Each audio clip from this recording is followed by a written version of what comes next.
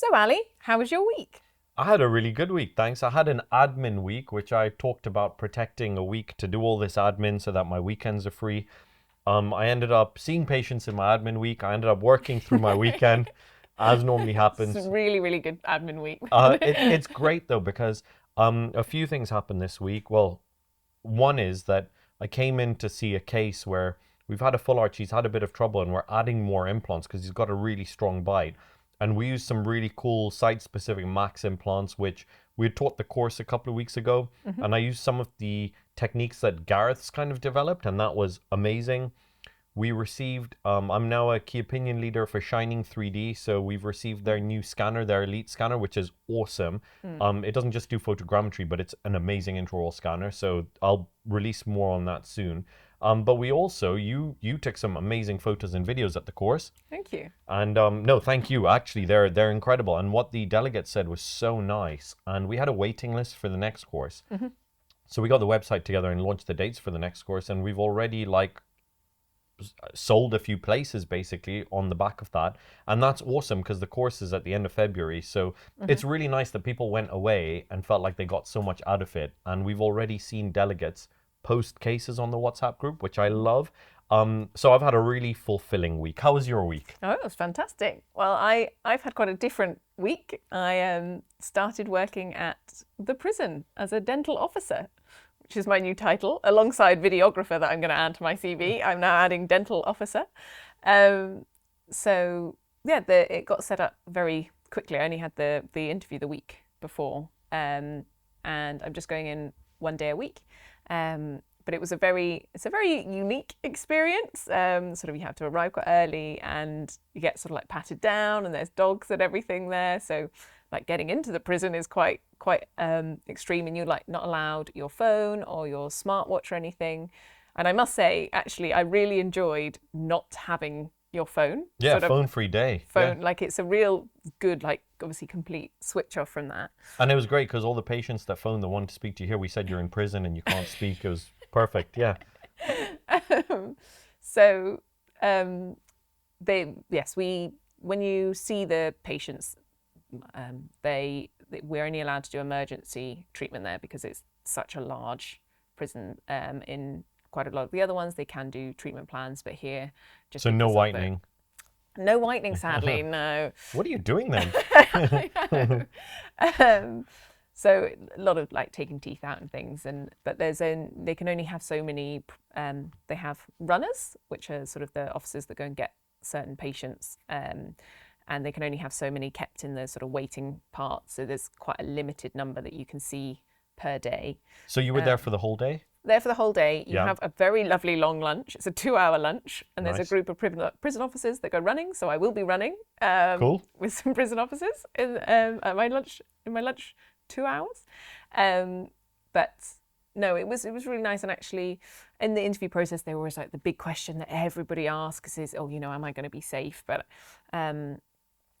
actually, I didn't feel unsafe at any point. There is an officer just outside the room with you, and actually all of the patients that I saw were really really nice. I'm guessing they were really grateful for Yeah. having the care. Well, it takes quite a long time to be seen, like even sort of in emergencies and things. So they are quite grateful. The only part that was a little bit scary was you can't bring the sex offenders they can't sort of interact with the others. So we had to go to the sex offender wing, sort of, and be in a sex offender cell, that was the little bit more But then scary. you have no radiographs there. I'm guessing you have everything you need Yes. in your unit. In the unit, it's literally a normal Surgery. surgery. Yeah. The differences are you can't have your instruments on the tray table next to you. They have to be sort of behind, Okay. because so that no one can grab them. Yeah. You do a count in and count out at the beginning Okay. of each session, so that you know that nothing's been taken. Obviously, every single drawer is locked. One of the most useful things is they actually use a system though called System 1, but it links all of their medical stuff is all together. That's brilliant. Which is amazing. So you've got all the data of all of the other all the times if they've been in different prisons, sort of all of the notes from back then, and you've also then got all of the medication they're actually being prescribed, and if It's they're safer to have oral surgery in prison than it is in general practice. Yeah, literally, I was like, this is fantastic. that's amazing. So that was, I don't know, I do think, I can't imagine that we're not heading that way eventually. Like, I assume at some point we'll all have a chip or something that you just scan scan, it, yeah. and that's got all of our notes on it. And Well, the vets have it, so why can't we? yeah, Right? should. So how many patients were you able to see in a day? So it's really not that many. So in the morning, you can have 5 or 6 booked in, and in the afternoon you can have 5 or 6 booked in. But actually, in my morning, 3 of them refused to leave their cells, so I only saw 2 in the morning. Is that a normal thing? Yeah. Because of the day they were having? Yeah. Okay. So because 5 or 6 is a lot if you're bringing them in, you're diagnosing, and then you're actually performing treatment, right? Yeah. It's not. I mean, because of how urgent the sort of care is, I mean, most of the time we can either extirpate or take the tooth out. So it's quite, and you're only ever diagnosing one tooth. Yeah. Okay. So the time frame's not too difficult. How does it work though, where you're going to the wing and you don't have radiographs? Then you're. So we're not going to treat. We're going.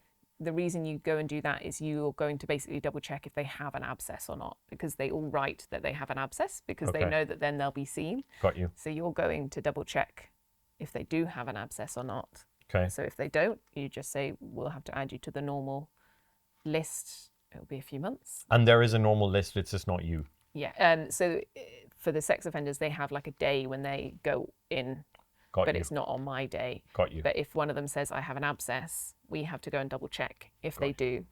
And then obviously if they do, then we'd have to go, we can't do the treatment. It would have to then be antibiotics or sending them to the hospital if it was Really bad. Yeah. Okay, got you. So okay. there's systems in place. I think once you've settled in, it might be worth doing a prison episode. Maybe you have colleagues there that would join us as well, because that sounds really interesting. No, definitely. I think, it was interesting hearing the stories of sort of, when they've been there longer and sort of different things that they've seen. But maybe pick one story. You can't leave it at that. Go on. For now. Not for me. I think we have to bring someone in to talk about it, because they're not my stories. Okay, fair. So I'm so curious. Okay, no, cool. I know. Yeah. The only dramatic thing I suppose that happened to me was a patient who, it was a lower 8, like completely mobile, absolute,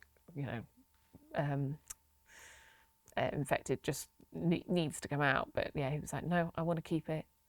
So extirpated it, but that was the Kick the hardest. can down the road. Yeah, I was like, this dude needs to come out. Oh gosh, okay. But that was the most dramatic thing, I suppose. Yeah, maybe in a few weeks you'll have more stories about it. Yeah, no, Is this a weekly thing for you now? Yes, Cool. just for the next few months, and then see where they said that they in this prison will definitely for the next few months, and then they said they usually can place you in other prisons if it was something I was interested in. Cool. Going forward, so I mean, I did really enjoy it as a day. Do you feel like there is a different, I don't want to say a different type of pressure. Do you feel like the pressure is off? Because obviously this is not the system where either the NHS is putting a lot of pressure on you to deliver under an unreasonable contract, and it's not private care where maybe there's a lot of pressure to deliver. Did you feel like it was a freeing experience? I really did. I think that was probably it. It was sort of everyone at the sort of knew what the system was. They sort of knew what they could get, and there was no, you had to hit this number, you had to do this. That's awesome. You are obviously limited in the fact that if you see decay in other teeth, I can't be like, oh, let's go and do this treatment. So that's, I suppose, the more frustrating part. But actually, it was, the pressure, wasn't on. And as I said, most of the time they're very grateful. Although apparently you do get a lot of complaints. Because they have a lot of time on their hands. Yeah. It's something to stew over complain things. about. Yeah. And because of how long they have to wait Yeah. to be seen most of the time, that's usually what the complaint is. So would the complaints work where you have to contact your indemnity? Is it at that level? So they said most of the time it's all just sorted Locally. within the governor. Okay. Okay. But so yeah, occasionally they do have to get your indemnity involved. Have you had to adjust your indemnity for this? No, Okay.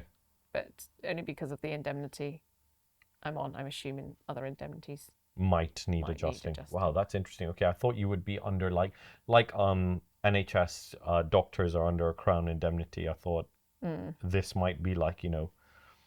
No, they did. Yeah, they said let your indemnity know sort of at the interview. Okay. Interesting. Okay, cool. Wow, you've So had a different week. yeah, it was. Yeah, it was also that lovely feeling at the end when you got to leave.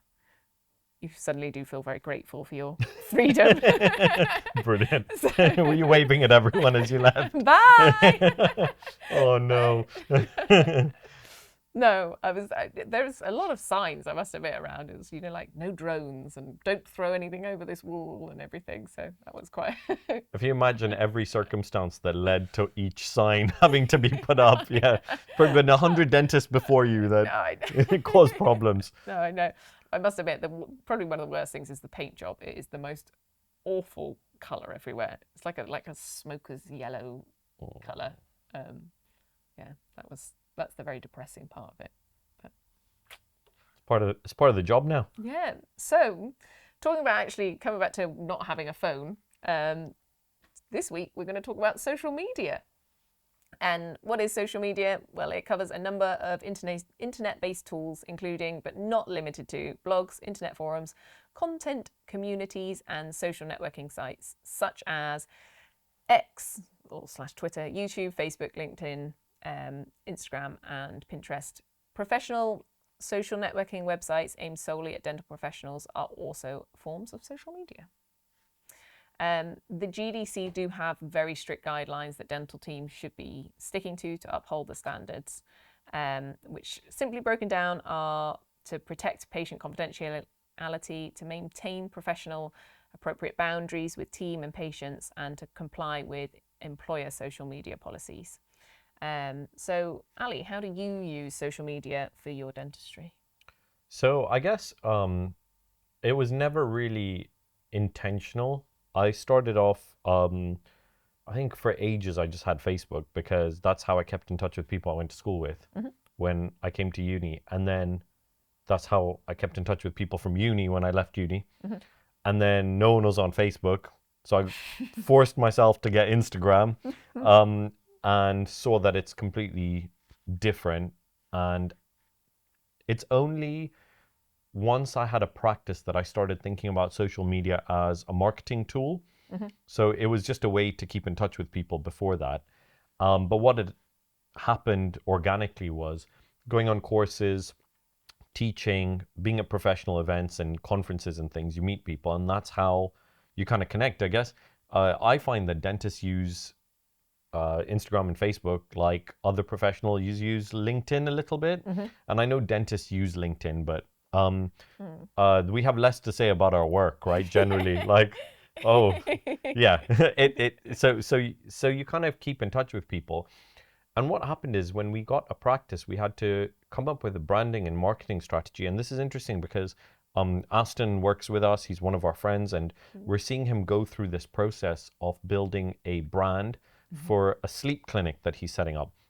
And it's pretty much there, and he's amazing at what he does. But what he's had to do is doing clinical work and then setting up a brand are two different things. And what you realize is you need to set all these things up and define them all at the same time at the beginning. You can't have a brand that isn't aligned with your building and with your philosophy, and then you have to think of where you're going to market it. And this is interesting because when we walked into this building, people who are on YouTube can see behind me the colors that are here.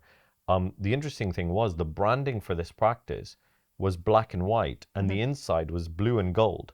And it shows just in a physical world the disconnect can be there, and that transfers across digital platforms. So I started thinking of social media from a practice perspective when we came into the building, and I think that that made me really think about the demographic of patients that we are treating and want to treat, how we reach them, and what is and isn't useful. So For me, it was kind of falling into things with my social media, and then the practice's social media has been a bit more intentional, but they've kind of ended up in the same place.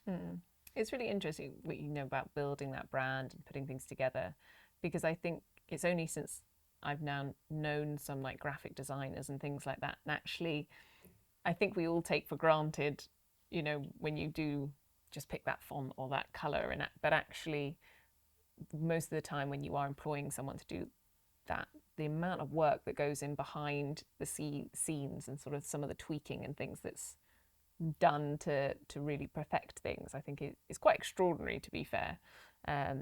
You look at the psychology behind it. I mean, if you're going, you can pick three completely different products or services, right? Say something medical. Let's say you were going to get laser eye treatment done. Say you were going to go out for dinner, and say you were going to buy a car. And you look at what you're looking for from each of those things, and you find that there's a lot of subtlety in just their logo, or just the way they present their logo, that that tells you so much about that brand. And then if you walk in and that is not aligned to what you're experiencing, if you're getting this premium feel from a logo, and then you walk in and to the restaurant, and you know it's like grab your food and go, and there's nowhere to sit, and everything's got a food hygiene rating of 0, it does contrast. And actually there's different brands for everyone out there, but I agree. I think it's so undervalued in dentistry. Yes. And I think maybe in the southeast, because there's more competition, things have caught up. But and things, you know, you're starting to see. I think 2 nights ago were the private dentistry awards, and I think it was, I don't want to say this wrong, but I know Black Swan Spa won a lot of things for the southwest, and they're just over the border. And I know Dom Simpson works there. He's a periodontist, really nice guy. And I saw some of the pictures on Facebook, and their branding is beautiful, but the practice is beautiful as well. And when we started, even just 4 years ago, there's very few practices in the Southwest that were paying attention to this. And now, obviously, standards are rising, but it's so important, and it's so worth investing in these things. Whether you're an associate or a practice, you don't realize how important this is in providing trust and consistency, I think. Would you then bring someone in to do your social media, almost like set the social media side up to the beginning as well? Do you think it's worth that? So I kind of like, I know this is a bit over the top, but I feel like if someone's having a makeover, that question is a little bit like saying to them, "Are you going to get a dentist to do your teeth?" Do you see what I mean? No. And actually, and no, because it's not a silly question. Essentially, what happens in the beginning is everyone goes, "When I can afford it, I will do X," right? And it's true that you can't go crazy, and there is a budget within projects, but considering the value of these things is so important. So bringing in expertise. Now, what happens is people roll it into packages, right? There's companies that go, "We're dental marketing, and we'll do all of this stuff. We'll do your SEO, we'll do your marketing, we'll do your logo and brand design, we'll do your social media, we'll do your photos, we'll do your videos."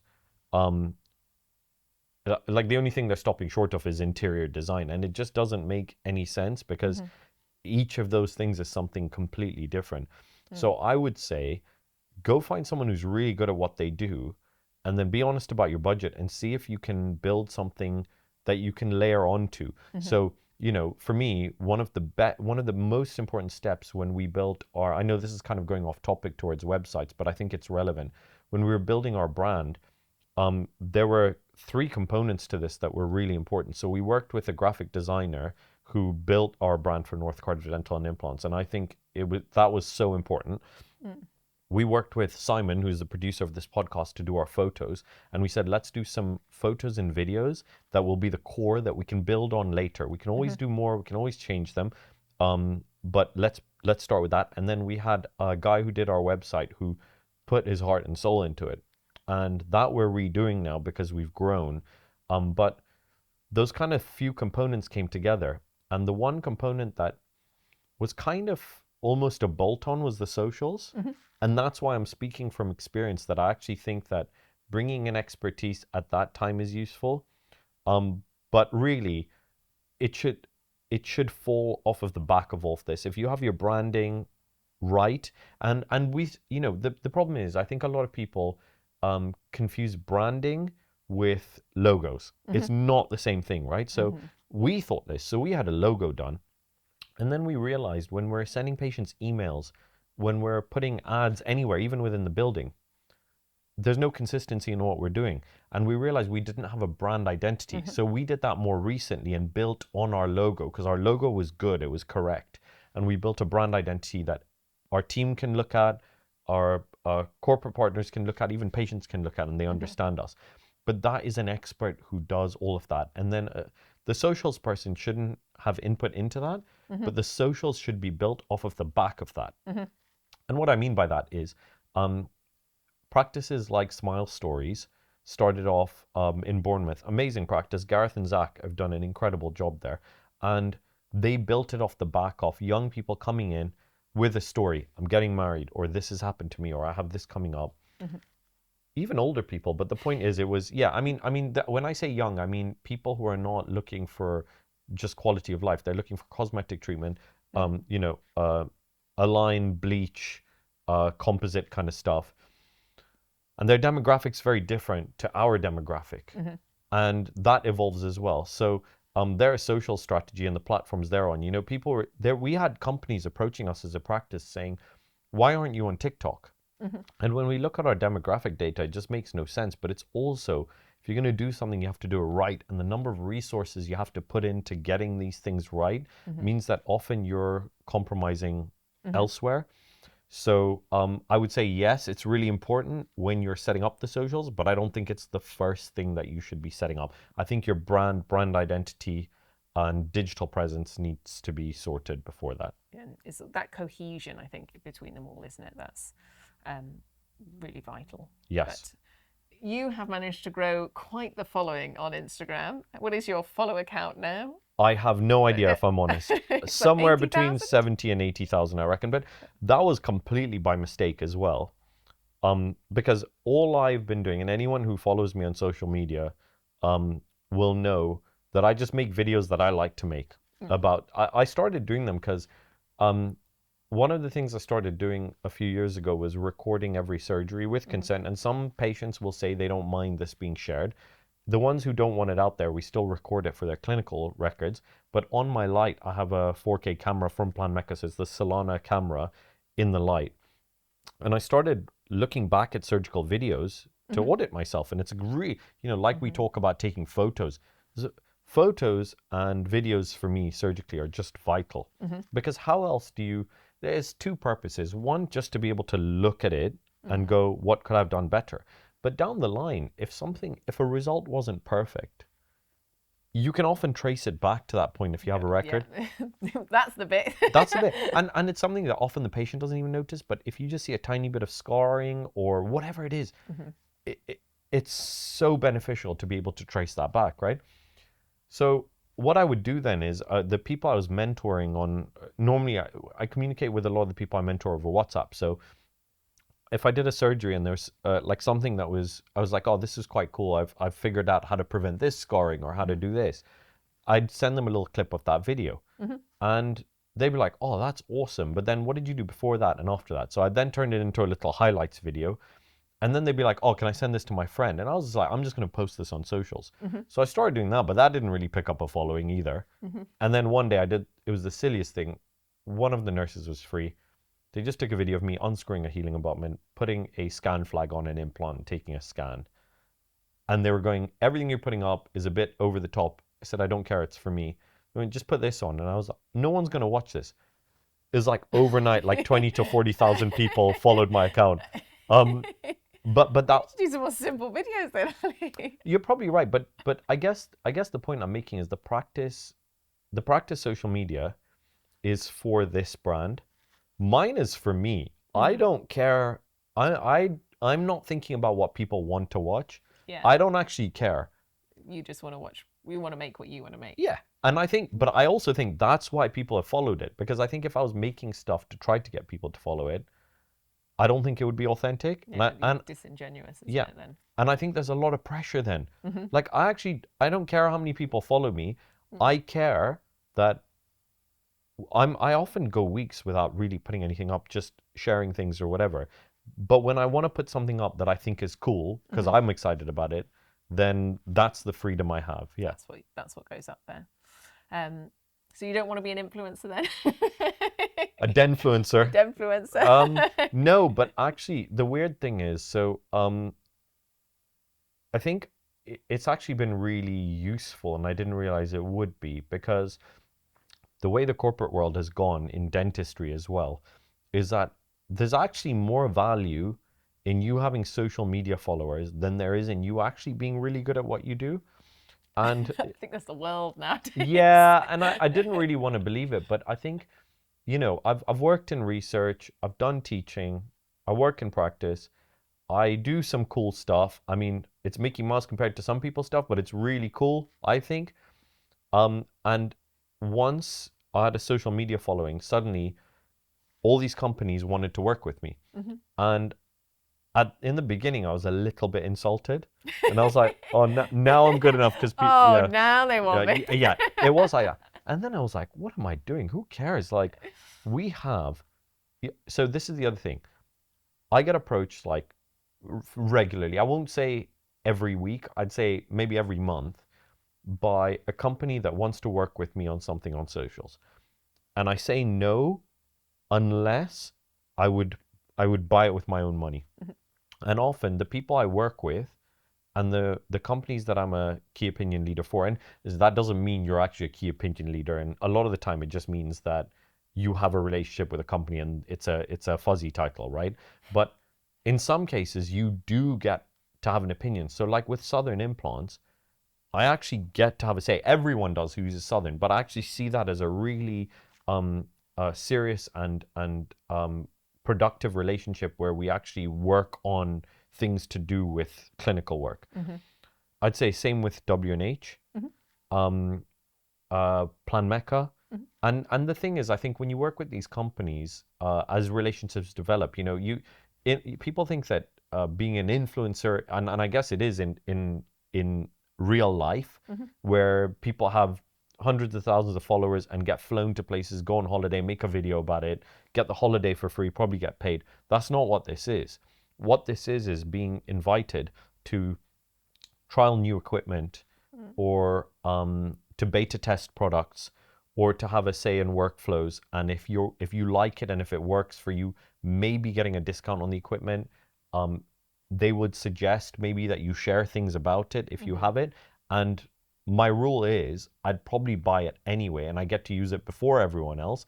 And often I get to try it for free. So if I don't like it, I don't invest in it. And that's been huge for the practice, because I'm the kind of person that'll go, that looks like a good idea, I'll buy it. And then we just, I'm very aware. You've seen this, haven't you? I have to hold you back a lot. Yeah. So actually, I know we've kind of told this story before, but very briefly, we had been looking for a facial scanner for our full arch work.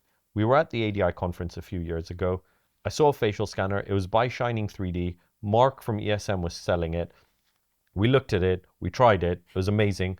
That night at the conference, we sold our iTero on Facebook, and we sold it for the exact amount we needed to buy a new setup with a facial scanner.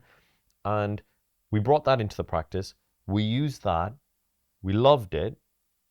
The other associates were skeptical because it looked like it was a cheap version. It came in at the price that the Medit used to be, but it was a premium product, and we recognized that. And everyone else was going, you sold an iTero for this, and turned out it was better. We loved it. Mark loved working with us because we didn't mess about. We bought it. We were honest about it. We helped him figure out some of the kinks in it. We gave him feedback. We recommended it to our colleagues. And now, a few years later, the new version came out, and Mark wants to work with us. And I think those are the kinds of relationships that are really good, because they're not purely based on your social media stuff. But the fact is, when I put up a video about something like photogrammetry or intraoral photogrammetry, now you think about it, very few of the people who I interact with on social media are purely implant dentists. But I'd say I interact with most implant dentists. Yeah. So from the perspective of that tech, it's useful for them to know that people are just going to know what something is. And the fact that I don't sell my opinions, the fact that I actually would not work with someone unless the product is amazing, means I think that a lot of people will then message me and be like, is that any good? And I'll be like, these are the pros and cons. Yeah. Like, and I'm honest with the company saying, you're not buying my opinion here.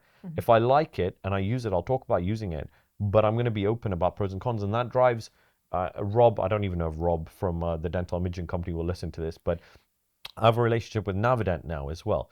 And it drives Rob mad that sometimes I will talk about the downside of dynamic navigation. He says, that's not a problem with the dynamic navigation. That's a problem with the way you're using it. And I go, yeah, I completely agree. And I'm open about that, that I don't like this because I like to do it like this. But I think there's a lot more value in talking about the pros and cons of things and just being completely open. And if your product is good and your company and your service is good, there will be an overall benefit to you. I think that's where I know lots of people who, when you go and read reviews, go and look for the 3 or 4 star reviews, because they tend to be the more honest, sort of Yes. well-rounded sort of reviews, where it will give you like, really like this, but these were the things I'd avoid next time, or this is what I'd change. Versus the paid reviews, Yes, where it's right? like 5 stars, excellent. Like, and you're like, great, but it does not give me any information actually about, oh, it was quite hard to find the entrance or something. So I kind of, so completely, and this is one of the things I've been saying to some of these companies. And the way to counter this is I'll say to them, look, if someone's, so some of this equipment's really expensive, right? Like I say really expensive, it's not relative to what it can give you, but an intraoral scanner, the new Shining Elite comes in at about 15,000 pounds. A new Prime scan is around 40,000. So it's less than half, but 15,000 pounds is a heck of a lot of money. Navident, 50,000. W&H Implant Med with Piezo Med, somewhere around the 5 to 7,000 mark, maybe more. The point is, no one wants to hear someone who's got a relationship with these companies talk about it. So really the answer is that if you're going to have these relationships, you share the honest bits about it. But if someone contacts you, the responsibility I see is, if I really love it, I'm really making use of it. My responsibility, because these companies will perhaps pay me to go lecture, and I'm honest about that as well. I'm working with Ostel, who do ISQ, and it's a whole nother topic, but I was honest with them about their pegs, and they're looking at different designs for things, and I was saying, look, like, you guys are the market leaders, but there are alternatives that are almost as accurate, and you're not making this accessible to people. And we've had these conversations. And the point is then, when someone contacts me and says, I'm looking at ISQ, I saw your ISQ lecture, when should I use the Ostel single-use pegs, and when should I use the disposable ones from other companies? And I said, look, there's an accuracy difference. So if you're on the extremes, don't open a new one for 20 quid. These honest interactions, and then inviting people to the practice and saying, oh, you're considering investing in Navident or in photogrammetry. Pass by. We have a case on this day. Come and see how our team use it. Come and see how it works. Because the thing is, we can't hide that. When there's a patient in the chair, it works how it works. But also, your team might use it differently to how we use it. So the danger with social media is using it as a way to just sell and push things. I think is a little bit crazy, but I think it's been great. It's a great adjunct to us developing relationships with companies. And now you've been there. We get a say in product development and in research, and that for me is the doors that I didn't realize social media would open. And I think I'm glad I didn't know this, because the way my social media developed was by not trying. And I think this would have made me want to try and maybe not led to this point. I think it's really interesting what you're saying, because I do think, in looking at social media in general, that actually you had that rise of influencers because people looked to real people giving those opinions on anything, sort of, and it was really nice to be able to, log into something and get, that this cardboard box isn't as good as this cardboard box. And now, because of the whole influencer framework, it's really hard to know actually what is the honest opinion and who is being paid to say things. So I think what you do is really, really good. And I know a few sort of influencers in different spheres who are very good at sort of laying down their lines in their contracts about what they will say, what they're like, sort of where they will be honest. And they're like, you can pay me this, but it doesn't mean you're paying me to say something Yep. nice and things. Like, I will always give an honest opinion. So I think, yeah, you do have really good people out there, but I think being like the consumer on social media, you do have to be very conscious Absolutely. still about sort of whose opinions you end up listening to. And I definitely find one of the things I think I found really useful recently. So I have my personal Instagram and I have my dental Instagram. You have yours.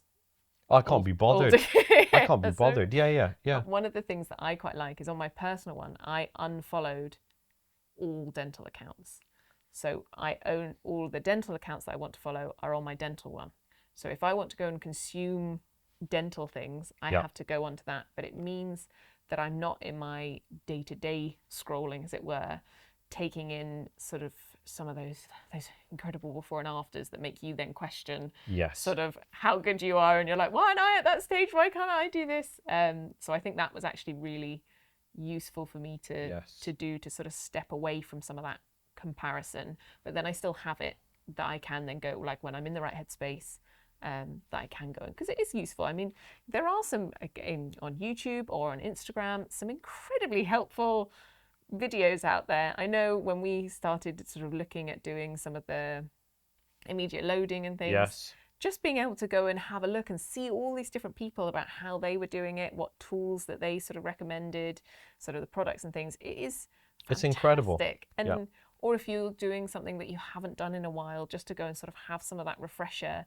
I genuinely think it must be keeping so many dentists safer than 20 years ago, because you can just go and find out some of those tips. But I guess on the flip side of that is it's making them more dangerous, because sometimes you're only getting a little bit of the story. No, I completely agree with you. I think it's how you approach it, because you approach it in a way where you go, how are they doing that? Whereas some people will say, here are the 5 steps to doing a sinus lift, and share it. And it's actually an amazing little thing, but they package this product and you go, well, hold on. Someone might see that and go for it. But no, I completely agree with you. And I think it's really cool that you've separated them, because it serves, because this is the whole point. It's meant to serve you, right? I think if you're going on social media and it's getting you down, or you're feeling pressured to do things, or you're posting things that don't feel natural to you to for an outcome, for more followers or likes or whatever it is, then I think this is where it's detrimental. Whereas, like, I don't know how many people like or watch things. I don't actually really care. I think that means that it doesn't affect me, which is really nice. And I put whatever out there because I'm like, I'm on there for whatever. But I think that so my advice to anyone who's going to be dealing with social media is, a lot of people are dealing with using social media because they want to, which is fine. Some people are using it because they have to, because they see it as part of the marketing tools of their business. And if that's the case, like, if it doesn't feel natural and it's not enjoyable, because I really enjoy making the stuff that I put on there. If it's not enjoyable, just pay someone else to do it, because it comes across. If you're not enjoying it, if you're not doing it in an authentic way, and I'd go as far as to say the same for your brand. If you're setting up a business and your branding and your digital identity, your website, your marketing, all of that, if it doesn't feel natural, if it feels forced, then people are going to walk in and they're going to feel that it's different, you're different from that, and it will have an effect on the trust that patients have when they walk in. And so I think the most important thing is, be yourself. There's plenty of dentists out there who have, like, this is just me. And it works because people buy into authenticity. So I think that's really important in a world where there's so much pressure. Yeah, I think I know one of the things I definitely struggle with is I mean, I definitely on my phone right now have videos and clips and things that I've made but I get very scared of the judgment, sort of posting them, and so it definitely holds me back from, and I do think, so yeah, it is stepping out of sometimes your comfort zone and sort of appreciating that this will help other people, but that can be quite hard sometimes. And sometimes, you know what I do? I'll be sitting there. Okay, today I was watching an Arsenal game. I was a little bit bored and a little bit stressed. It wasn't a great game and the result mattered. So I pick up my phone and I'm just like mindlessly just flicking through things while I'm watching the game. And I'm half looking at what's there, and I'll like something because I'm like, oh, that's cool that they put it out there, or there's a cool concept there. When we scrutinize our own things that we're putting out there, we like watch it over and over again. We look at every detail. How often do you consume like that? Never. And so what I say to everyone is like no one cares. It's like us looking in the mirror before we leave the house. No one's going to look at you like you're looking at yourself. So don't worry about it. Like, you know. Unless you fancy someone and then you're like. Is that, I don't know. Maybe. No. Or surgical stuff. I do zoom in. Okay. And this is where we're scared of being judged, because essentially, if you look at things and you judge people, then you're worried about being judged. And I get it. But, you know, there's a dentist west of Cardiff. She's lovely. She's been to a few of our things. She's doing implants. She posted the x-rays from her first case. It was really brave, but also it wasn't just brave. It's clever to post things, because if you have the right people around you, you get advice if there's anything that's not right. You're always going to get criticism, but the advice is golden.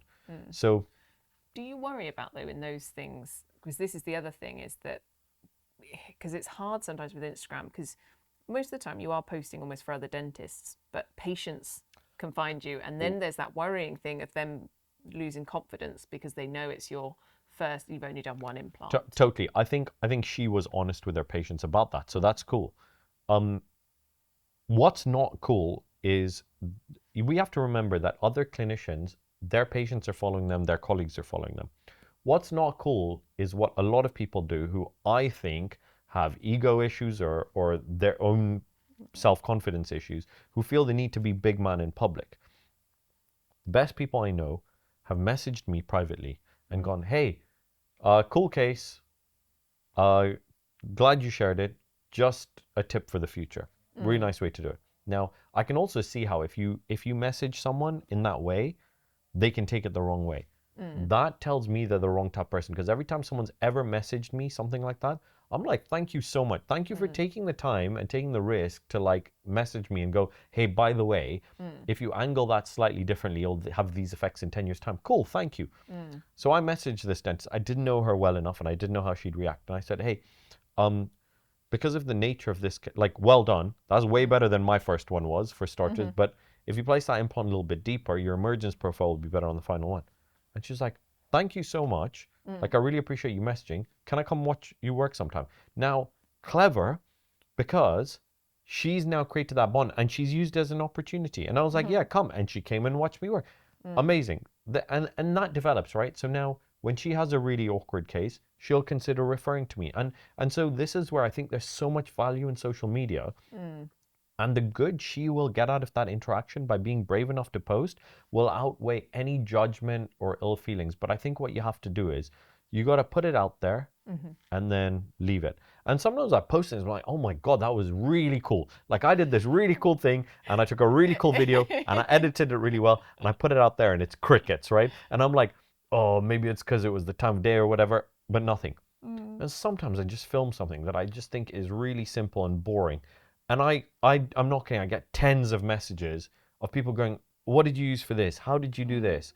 And so I kind of, over time, I've kind of gone, well, whatever. It's got to be for me.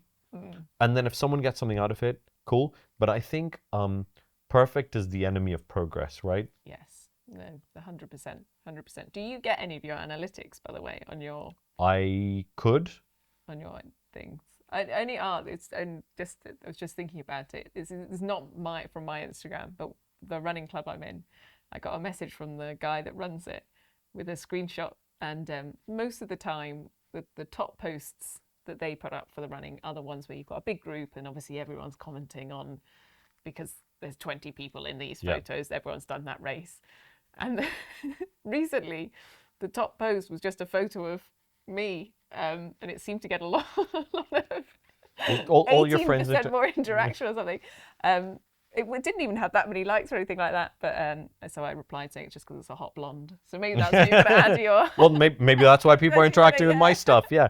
No, I think I thought that maybe blood would get more attention, and I don't think it does. But then at the same time, like I used to, That's really yeah, it's Sorry, true, you right? sound like a Gory vampire. stuff, yeah. Gory, Blood gory would get more stuff, attention. gory stuff like appeals to people. But the thing is, different things appeal to different people. And actually, sometimes the practice will collaborate with me on like before and afters because it's my work and that's cool. And I see different people liking or viewing that. And then I'm sure there's loads of people who've just like muted me because they're like, I don't want you to think we're not friends, but I don't want to see your stuff. Like, this is boring. Because there are people who are my friends who don't want to see my professional stuff. And I put some personal stuff on, but I'm too busy, like, living to be putting everything on there, right? So, yeah, I think for me, I think if people can separate like the difference between putting things out there and getting things back, so that just put it out there. And I think that especially with dental work, I think you'll be surprised at how positive people are and how encouraging and how much opportunity it sets up when you put up a picture of a tooth before and after you filled it, or especially the steps. You will see that there's very few people who are at the top and there's very few people who are at the bottom. And most of us, when we put something up, will get some people who say, here's some tips, and some people that go, how did you do that? Please, can you show me? And that's the beauty, is that if you become a part of this chain, you're helping people the way you've been helped. So I definitely think it's a positive thing. And I think having an online presence, if I suppose it depends what you're doing. If it's going to be for your general practice and it's a practice account, fine. Yours isn't really that maybe that important unless you want it to be. But if you want to be involved in things like you're involved in sustainability, in postgraduate education, in societies, if you're involved in these things in teaching, it is important. It is important to share. It's important to show the world who you are personally and professionally, and to remember that even if if I walk down the street talking about myself, like the majority of people will be like, "Would you shut up? We don't care." And then maybe someone will be like, "Oh, that's cool," and that's social media. And if you can accept it, I think it's a good way to go about it. Well, I think that's a lovely way to end there. Thank you for that, Ali. And if anyone has any questions or thoughts on social media, please leave sort of a comment or send us a message. Yeah. Interact. And thank you all for listening. Thank you.